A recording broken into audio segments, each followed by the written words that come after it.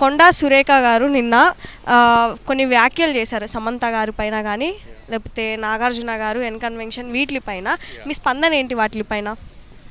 ఖచ్చితంగా నా స్పందన అయితే సురేఖ గారు అట్లా మాట్లాడి ఉండకూడదు. ఎందుకనంటే ఆమె కూడా ఒక షీఈ్ ఆల్సో ఎ ఉమెన్. ఖచ్చితంగా ఒక ఉమెన్ తన ప్రైవేట్ లైఫ్ని ఎవరికి షేర్ చేసుకోదు, ఓన్లీ తన హస్బెండ్తో తప్ప. అట్లాంటిది సురేఖ గారు ఒక ఆడదానిగా, ఒక ఫెలో ఉమెన్గా ఇంకొక ఆడామే ప్రైవేట్ లైఫ్ని తీసుకొచ్చి ఇట్లా పబ్లిక్గా పెట్టడం అనేది that's not at all a right point. ఆవిడ అపాలజీ చేయడం అనేది కూడా ఇట్స్ ఇంపార్టెంట్. ఎంత అపాలజీ చేసినా సరే హర్ట్ అయిన పర్సన్ యొక్క మనసు కుదిరిపడడం అనేది it's next to impossible. So పాలిటిక్స్లో ఇలాంటిది అంటే ఇలా అందరి పర్సనల్ లైఫ్స్ తీసుకొచ్చి మాట్లాడి అండ్ రుద్దటం ఇలాంటి అందరికీ ప్యాషన్ అయిపోయింది అంటారా? ఇదంతా ఫ్యాషన్ అని అన్నానండి. వాళ్ళు ఏంటి అని అంటే పొలిటికల్గా ఏదైనా ఒక ఇష్యూని ప్రొజెక్ట్ చేయాలి అని అనుకుంటే వాళ్ళ అంటే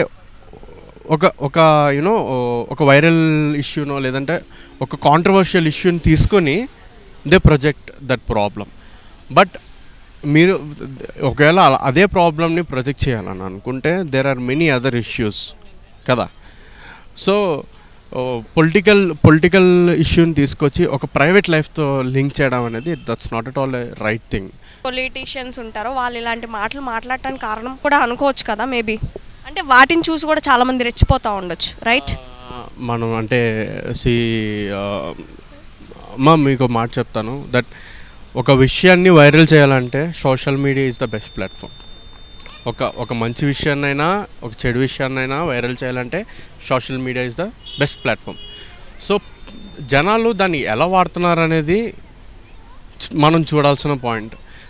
వాళ్ళు ఒక రకంగా చెప్పాలంటే ఒక ఉమెన్ని అంతలాగా హ్యూమిలియేట్ చేయడానికి అసలు వాళ్ళకి ఎందుకు అంత ఏమంటారు కుతూహలం నాకు తెలియదు. అసలు ఎందుకు అంత హ్యూమిలియేట్ చేయాలి, అసలు అంత హ్యూమిలియేషన్ ఎందుకు కదా. ఇప్పుడు ఒకనొక టైంలో నారా బ్రహ్మణి గారిని వీళ్ళందరినీ కూడా ట్రోల్ చేశారు. అసలు ఆడదాన్ని ట్రోల్ చేయడం ఏంటి కదా. రాజకీయాలు ఉంటే వాళ్ళు చూసుకోవాలి, బట్ వై గర్ల్స్ అంటే విమెన్స్ని ఎందుకు తీసి మాట్లాడాలి అని అంటే అదే నేను కూడా అదే క్వశ్చన్ చేస్తున్నా. ఎందుకనంటే మీకు సత్తా ఉంది, if you want to troll something, if you want to ఒక ఇష్యూని సీరియస్గా ప్రొజెక్ట్ చేయాలని అనుకుంటే టేక్ అదర్ పాయింట్స్, ఇంకా చాలా ఉన్నాయి. Why only women? బ్రదర్, ఒక మగవాడిగా, ఒక అబ్బాయిగా, ఒక మ్యాన్గా నేను చెప్తున్నాను ఏంటి అని అంటే వై ఒక ఉమెన్ని ఎందుకు why you have to pull her into this? అసలు మీకెందుకు?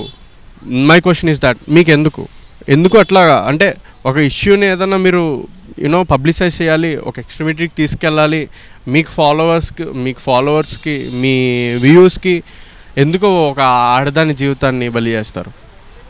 అది ఎవరైనా సరే ఈరోజు సమంత గారు ఒక పెద్ద సెలబ్రిటీ కాబట్టి ఇష్యూ బయటకు వచ్చింది. అదే సమంత గారు కాదు, ఒక ఆర్డినరీ ఉమెన్ అయి ఉంటే ఇష్యూ బయటకు వచ్చేదా? కాదు కదా. బట్ ఆర్డినరీ ఉమెన్గా ఒక ఆడవాడు కూడా ఎంత ఫీల్ అవుతుంది, ఎంత హ్యూమిలియేషన్కి గురి అవుతుంది, ఎంత డిప్రెస్ అవుతుంది మెంటల్గా. సో ఖచ్చితంగా ఇట్లా ఈ పొలిటీషియన్స్ వీళ్ళందరూ మాట్లాడినట్టుగా ఖండిస్తాను ఏం నేను చెప్పను. కానీ ఒకటి that this woman criticism should be stopped. మనం ఏ జనరేషన్లో ఉన్నాం బ్రదర్? మనం ఏం జనరేషన్లో ఉన్నామమ్మా? ఈ జనరేషన్లో కూడా ఇంకా ఉమెన్కి క్రిటిసిజం అంటే ఆడవాళ్ళకి ఇంకా క్రిటిసిజం అనేది this is not at all a good thing. We should behave with our senses. So whenever you do social media people, మీరు ఏం చేసినా కానీ నెక్స్ట్ టైం మీరు ఒక ట్రోల్ చేసినా, ఒక మీమ్ తయారు చేసినా పెట్టుకోండి, ఒక విషయాన్ని గుర్తుపెట్టుకోండి దట్ ఒక ఆడదాని జీవితం ఏమవ్వబోతుంది మీరు ట్రోల్ చేస్తే, అది గుర్తుపెట్టుకోండి. There are many other sensational contents that you have to troll on.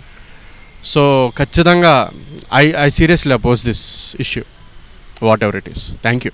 ఒక విమెన్ అలా మాట్లాడవచ్చు యాజ్ అ మినిస్టర్? అవునండి, నిజంగా నేను కూడా చాలా బాధపడ్డాను. నేను పబ్లిక్గా కాకుండా కార్యకర్తలకు, నేను కూడా ఒక కట్టర్ కాంగ్రెస్ కార్యకర్తను.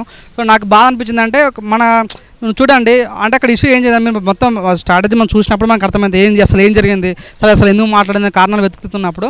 సో ఒక ప్రోగ్రాంలో మన కుండ సురేఖ ప్రోగ్రామ్కి వెళ్తుంది. ఆ ప్రోగ్రామ్కి చీఫ్ గెస్ట్గా రఘునందన్ వస్తామట. సో కుండ Surekha Congress party, Raghunandan Rao BJP party.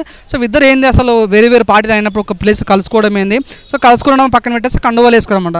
ఆ కండువాలు వేయడం ద్వారా పడని వ్యక్తి టీఆర్ఎస్, నువ్వు అనక్కడ కాంగ్రెస్ బీజేపీ ఉన్నప్పుడు అతను థర్డ్ పార్టీ ఎవరు టీఆర్ఎస్ పార్టీ. టీఆర్ఎస్ పార్టీ ఒక కార్యకర్త ఏం చేశారంటే కళ్యాణ లక్ష్మి శుభాకాంక్షలు పెట్టామట. ఇద్దరు ఫోటో పెట్టి ట్వీట్ చేసామట కళ్యాణ లక్ష్మి శుభాకాంక్షలు అన్నప్పుడు. అది నిజంగా అక్కడ నువ్వు అవును కదా, అక్కడ ప్లేస్ తప్పే టీఆర్ఎస్ పార్టీ చాలా తప్పు జరిగింది. ఎందుకంటే ఒక అమ్మాయిని పట్టుకొని నువ్వు పొలిటికల్ ప్రశ్న తప్పలేదు. మీ ఇద్దరు ఎందుకు కలుసుకున్నారు, మీ ఇద్దరు వల్ల మీ ఇద్దరు పార్టీలు లీనమవుతున్నారు, అట్లా ప్రశ్న తప్పలేదు.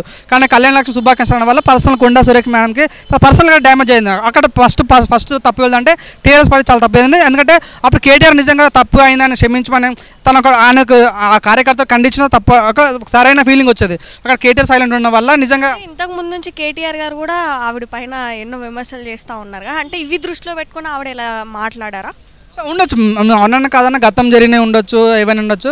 చూడండి మొన్న కాంగ్రెస్ గెలిచినప్పుడు నుంచి చూడండి లైక్ అసెంబ్లీలో కూడా సీతక్క మీద కొన్ని ఆరోపణలు వేస్తారు. అంటే చాలా వల్గారిటీ చూపించారు, కొన్ని ట్రోల్స్. సో అది కూడా చేసిన వ్యక్తి ఎవరైనా టీఆర్ఎస్ కార్యకర్తలను తెలిసింది. సో నిజంగా ఇట్లా టీఆర్ఎస్ మన యాజ్ లీడర్ ఏమనేది, లీడర్ ఉన్నప్పుడు కార్యకర్తలు తప్పు చేస్తే వాళ్ళని ఖండించాలి. సో మనోడైనా పక్కడైనా వస్తే ఖండించాలి. ఒక అమ్మాయి మీద అట్లా నెగిటివ్ మాట్లాడినప్పుడు కేటీఆర్తో స్పందించకపోవడం అనేది చాలా బాధ కలిగింది. ఆ టైంలో కొండ సురేఖ మేము ఏమనుకుందంటే దీని ఎంత సూచక్రియ ఒక అంటే ఒక మంచి దిక్సూచి ఎవరు అంటే దీన్ని నడిపిస్తుంది మొత్తం కేటీఆర్ అనే ఉద్దేశంతో కేటీఆర్ని తిడుతూ ఏమందంటే సో కేటీఆర్ చాలా చెడ్డవాడు, తన రేవు పార్టీ నడిపిస్తున్నాడు, ఈయన వల్ల చాలామంది హీరోయిన్స్ ఏమైందంటే తొందర పెళ్లి చేసుకుంటారు, ఈయన నాగ చైతన్య సంబంధం విడిపోవడానికి కూడా కేటీఆరే కారణము. సో ఎన్ కన్వెన్షన్ కూర్చుదాం అన్నప్పుడు కేటీఆర్ సంబంధం పంపించమన్నాడు అనేది. సో నిజంగా ఆమె మాట్లాడుతూ ఒక అమ్మాయి అయ్యిండు ఇంకొక అమ్మాయి గురించి మాట్లాడుతుంటే అరే ఇది తప్పు కదా అన్న ఫీలింగ్ వచ్చాడు. ఒక మినిస్టర్ అయితే తన అమ్మ ఒక ఎమ్మెల్యే అంటే కాదు, ఒక మినిస్టర్ అయ్యుండి కూడా ఒక అమ్మాయి గురించి బ్యాడ్గా మాట్లాడుతుంటే మనం ఇది కాదు మనం కోరుకున్న రాజకీయం మీద క్లీన్ పాలిటిక్స్ ఇది కాదంటే రాజకీయం ఉండాలి, ఒకరి మీద ఒకరు కలిసి ఉండాలి, పోరాడే తత్వం ఉండాలి, కానీ పర్సనల్ డ్యామేజ్ చేస్తారన్న ఫీలింగ్ మాకు కలిగిందండి. సో నిజంగా నాకంటే ఏంది పాపం సంబంధం రాజకీయ పార్టీకి సంబంధం లేదు, నాగార్జున పార్టీకి సంబంధం లేదు, కావాలని లాస్ట్ ఎన్ కన్వెన్షన్ కూర్చోరండి. ఎన్ కన్వెన్షన్ కూర్చున్నప్పుడు మేమే పబ్లిక్ మేమేమన్నా నిజంగా అది తప్పు ప్లేస్లో కట్టారు, హ్యాట్స్ ఆఫ్ రేవంత్ రెడ్డి అని మేము చెప్పాము. కానీ ఈరోజు మాకు అనిపించింది అంటే నిజంగా అరే ఇట్లా ఒక అమ్మాయి ఇంకో అమ్మాయి తిడుతుంటే తప్పు కదా అన్న ఫీలింగ్. అంటే సమంత పాపం తను చాలా కష్టాల్లో ఉంది, ఇప్పుడు చాలా డిప్రెషన్లో ఉంది. సో అమ్మాయిని పట్టుకొని నిజంగా అట్లా మాట్లాడడం చాలా బాధ అనిపించింది. అయితే ఆంధ్రాలో కూడా భారతీ గారి గురించి కానీ లేకపోతే నారా బ్రాహ్మణి గారి గురించి కానీ ఎట్లా అయితే ఒకప్పుడు తీసి మాట్లాడిరో ఇప్పుడు తెలంగాణలో కూడా అలానే అవుతా ఉంది మ్యాక్స్. అయితే అంటే ఏంటి పర్సనల్ లైఫ్స్ గురించి తీసుకొచ్చి పాలిటిక్స్లో రుద్దడం మీద ఒక ప్యాషన్ అయిపోయింది అంటారా? అదే నిజంగా అంటే వీళ్ళు నాకు అనిపించింది రాజకీయాలు చేసే ముందు దయచేసి మనం ఏం నేర్చుకుంటున్నాం, ప్రజలు మనకి ఎందుకోసం మనకి ఈ ప్లేస్లో ఉంటారని మర్చిపోతున్న ఫీలింగ్ వచ్చింది. సో రాజకీయం అంటే ఏంటంటే నిజంగా ఏదో మనం సంపాదించుకోవడానికి రాజకీయాలు రాలేదు, ప్రజలు సేవ చేయడం కోసం రాజకీయం ఉంచాము. కానీ పక్క పార్టీని తిట్టడాలో పక్క పార్టీ పర్సనల్ లైఫ్ ఇన్వాల్వ్ చేయడం ఇది కాదు కదా రాజకీయం అంటే. సో నిజంగా మనం ఏం సాధిస్తాం అనేది ఇంపార్టెంట్. కాబట్టి మీరు చూడండి మొన్న లాస్ట్ భారతి మేడం ట్రోల్ వేసినప్పుడు నిజంగా ఆ పార్టీ కనుమరుగైపోయింది. సో దయచేసి ఒకరు పర్సనల్ గురించి మాట్లాడేటప్పుడు దయచేసి నా రిక్వెస్ట్ ఏంటంటే మీ పార్టీకి మంచి ఆధారం ఉంది, మీ ప్రజల్లో మంచి రెస్పాన్స్ ఉంది, దయచేసి ఇటువంటి మాటలు మాట్లాడొద్దని మనస్ఫూర్తి కోరుకుని నాకు టు బి ఫ్రాంక్ నాకు కంప్లీట్ నచ్చలేదు. సో ఎనీవే పొద్దున్న లేచి చూశాను నేను కొండ సురేఖ మేము సారీ చెప్పింది. అంటే మన సమంత మేము 2 days అప్పుడు యాజ్ ఏ లేడీగా నాకు కూడా చాలా బాధ అనిపించింది. సమంత గారికి సారీ అని చెప్పింది. కానీ తను ఏమంటుందంటే నేను చేసిన తప్పే, కానీ కేటీఆర్ విషయంలో నేను తప్పు చేయను, కేటీఆర్కి తగ్గదులే అని. సో ఈ రకంగా మీకు స్పోర్టినెస్గా మీరు పార్టీ తిట్టుకున్న తప్పులే, కానీ సో పార్టీకి సంబంధం లేదని తీసుకురావడం అనేది హీరో విలన్ కొట్లాడి కమిటీని తీసుకొచ్చినట్లు నిజంగా సమంత మేము తీసుకురావడం నాకు చాలా బాధ అనిపించింది. దయచేసి నా రిక్వెస్ట్ అయితే రాజకీయ నాయకులు దయచేసి అందరూ దండం పెట్టి అడుగుతున్నా, దయచేసి మీ రాజకీయ ప్రలోభాల కోసం మీ రాజకీయ ప్రయోగాల కోసం మాలాంటి చిన్న వాళ్ళని లైక్ సినిమా ఫీల్డ్ ఉన్న వాళ్ళని దయచేసి మధ్యలో రాకండి. సో ఇప్పుడే సినిమా ఫీల్డ్ మీద చాలా చెడ్డగా వస్తున్నాయి, రేప్ కేసులు అని అవి ఇవి మన కాస్టింగ్ కోచ్ అని ఇంకా వీటిపైన ఇటువంటి రుద్దొద్దు. దయచేసి మీరు మంచి అధికారం ఉన్న వ్యక్తులు మీరే ఇలా మాడితే సహజంగా ప్రజలు ఇంకేం మాట్లాడకూడదన్న భయం అనిపించింది. సో దయచేసి మాట్లాడొద్దని కోరుకుంటున్నాను నేను.